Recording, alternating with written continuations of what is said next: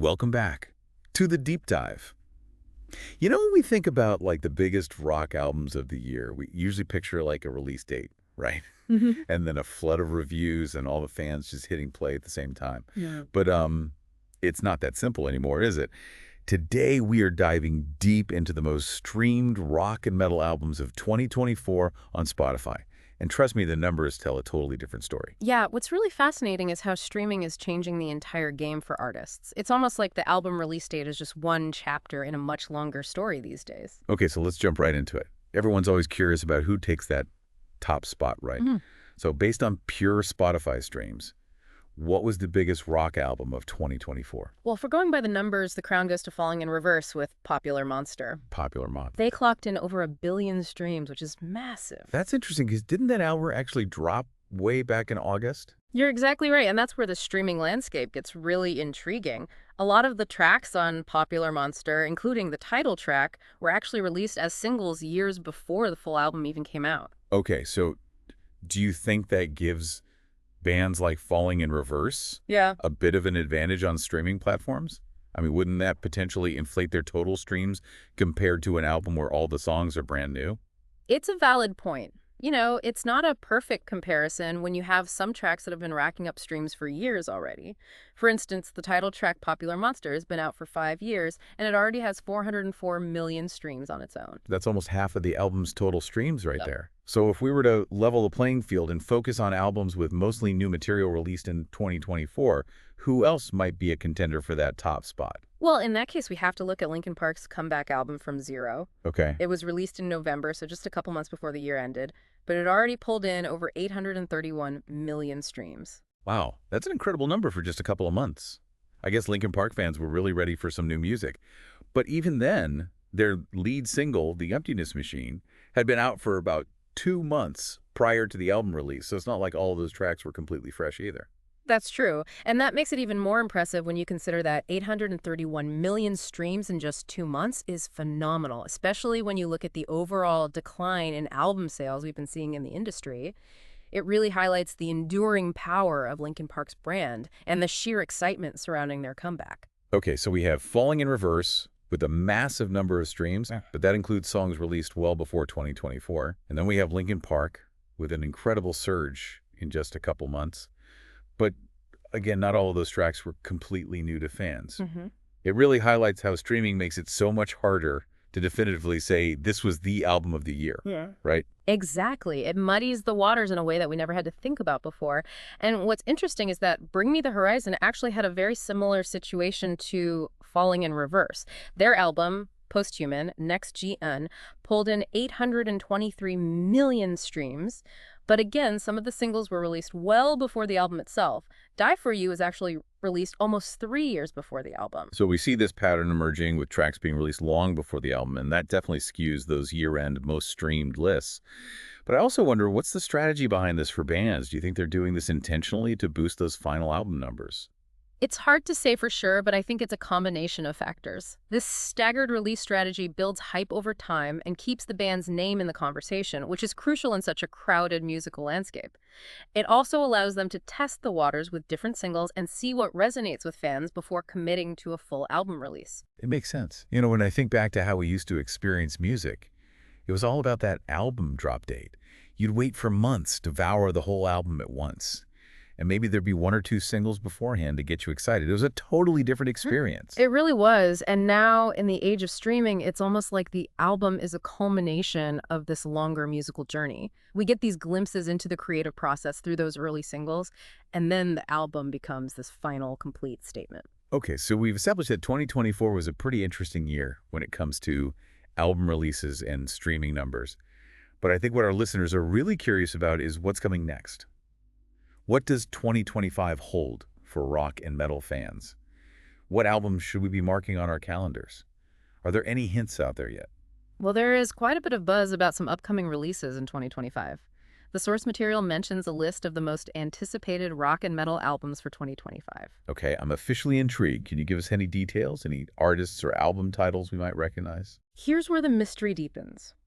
The source doesn't actually list any specific artists or albums. It just confirms that the list exists, which, in a way, makes it even more exciting. That's frustrating, but also kind of awesome. It's like the music industry is deliberately building up the suspense, making us wait with bated breath for any little clue about what's coming next. Yeah, it definitely creates this air of mystery and excitement. Like, who's going to drop a surprise album? Who's been quietly working on a masterpiece in the studio? We'll just have to wait and see. You know, it reminds me of how we used to anticipate album releases back in the day. I remember scouring music magazines for any little hint of what was coming, you know, Hmm. poring over liner notes and just living in that world of anticipation. It feels like we're getting back to that feeling a bit, even in the digital age. I think you're right. And in some ways, the rise of streaming has actually enhanced that anticipation. With singles dropping more frequently, artists teasing snippets on social media, and engaging directly with fans online, the build up to an album release can be a really dynamic and interactive experience these days. Yeah, it's definitely a more immersive experience for sure. But even without knowing specific album titles or artists, are there any broader trends you're seeing in the rock and metal world that might give us some clues about what to expect in 2025? What kind of sounds, themes, or influences do you think might be making a splash? That's a great question. One trend that's been bubbling up is a resurgence of 90s new metal influences in newer bands. Okay. Think heavier sounds, electronic elements, and a real focus on raw emotional expression. I think that trend will continue to evolve in 2025. We might see some newer bands pushing those boundaries even further, blending those new metal elements with more modern sounds and production techniques. That's interesting. It makes you wonder if we're going to see a full-blown new metal revival, doesn't it? Yeah. I mean, musical cycles are a real thing. Just look at the recent surge in 80s synth pop inspired music. Could new metal be the next sound to make a comeback? It's definitely possible. Nostalgia is a powerful force, and there's a whole generation of listeners who grew up on new metal and are now rediscovering those sounds with a fresh perspective. Plus, a lot of those bands were really pushing the boundaries of rock and metal at the time, experimenting with electronic elements, hip hop influences, and even industrial sounds. So there's a lot of fertile ground there for contemporary artists to draw inspiration from. That's a really good point. It's not just about recreating the sound. It's about taking those influences and evolving them, making them relevant for a new generation of listeners. Exactly. And I think that's what makes this whole conversation about anticipated albums so fascinating. It's not just about knowing the names and release dates. It's about understanding the larger trends, the influences, and the creative forces that are shaping the future of rock and metal. I completely agree. We talked about the streaming giants of 2024 and the mystery surrounding the most anticipated albums of 2025. But let's zoom out for a second and connect all of this to the bigger picture. What's really interesting to me is how these individual successes and trends reflect larger shifts happening in the music industry as a whole. I mean, it's not just about rock and metal, it's about how we experience and consume music in this digital age. Absolutely. And I think one of the biggest shifts we're seeing is a move away from the traditional album cycle. It Mhm. used to be that albums were these monolithic releases, carefully planned and meticulously marketed. But in the age of streaming, it's much more fluid and dynamic. Artists are no longer bound by those old rules. They can release music more frequently, experiment with different formats, and connect with their fans in entirely new ways. It's almost like the power has shifted from those industry gatekeepers to the artists themselves. Do you think that's a positive thing for musicians, especially those in genres like rock and metal that haven't always had the strongest mainstream support? I think it's incredibly empowering for artists. It gives them more control over their careers and allows them to connect with their fans in a much more direct and authentic way. And for genres like rock and metal, which have always thrived on a sense of community and shared passion, I think that direct connection is invaluable.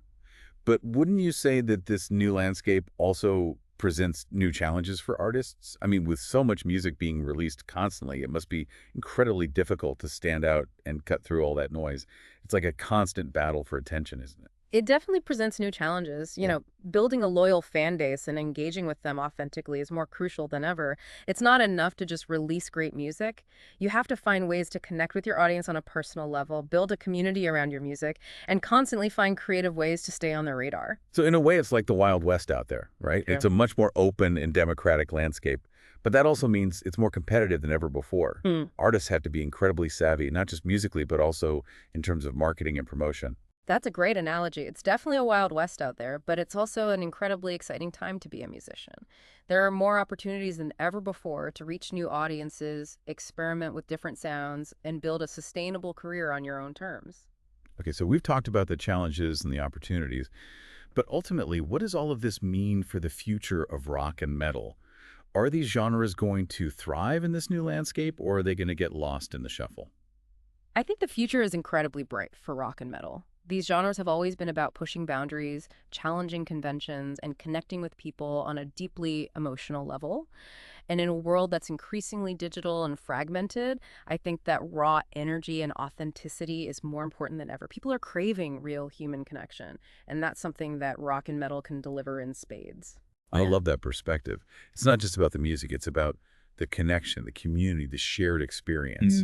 And I think that's what will continue to draw people to these genres, even in the world that's constantly changing. Yeah, it really is all about that human element, isn't it? Rock and metal have always tapped into that raw, visceral energy that connects us on such a primal level. Exactly. And I think that's why these genres have been so resilient. They've weathered countless trends and shifts in the music industry, and they've always come out the other side even stronger. Mm-hmm.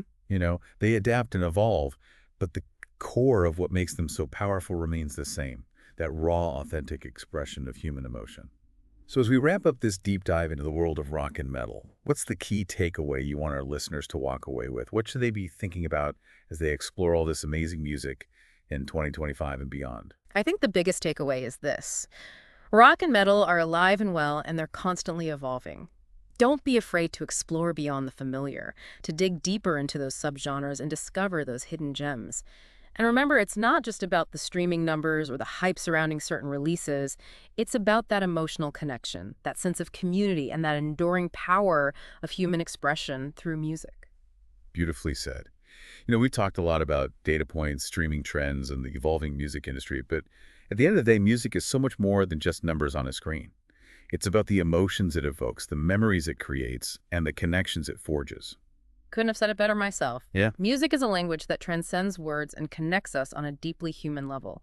And rock and metal, with their raw energy and unfiltered emotions, speak that language in a way that few other genres can. This has been a fantastic deep dive exploring everything from the most streamed albums of 2024 to the exciting possibilities of 2025.